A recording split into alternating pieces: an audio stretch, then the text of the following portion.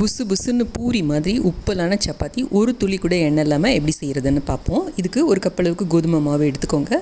தேவையான அளவு உப்பு சேர்த்துக்கோங்க. பாதி கப்பளவுக்கு தண்ணி எடுத்துக்கோங்க. நீங்கள் எந்த கப் வேணாலும் எடுத்துக்கலாம். ஒரு முள் கரண்டி வச்சு லைட்டாக மிக்ஸ் பண்ணி விடுங்க.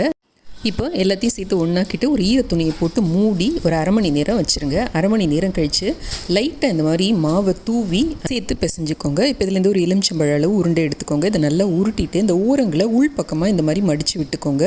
நல்லா அந்த தட்டி விட்டுட்டு அதுக்கப்புறமா தேய்க்க ஆரம்பிங்க. நம்ம தேய்க்கிறப்ப இந்த குழவியோட வலது கை பக்கம் ரொம்ப அழுத்தம் கொடுக்காம இடது கை பக்கம் மட்டும் அழுத்தம் கொடுத்து இந்த சென்டர்லேருந்து வெளிப்பக்கம் வர்ற மாதிரி தேய்ச்சி கொடுங்க. இப்போது கல்லில் போட்டு லைட்டாக அந்த மாதிரி பபிள்ஸ் வர ஆரம்பித்தோடனே லைட்டாக ப்ரெஸ் பண்ணி விட்டிங்கன்னா நல்லா உப்பி வரும்.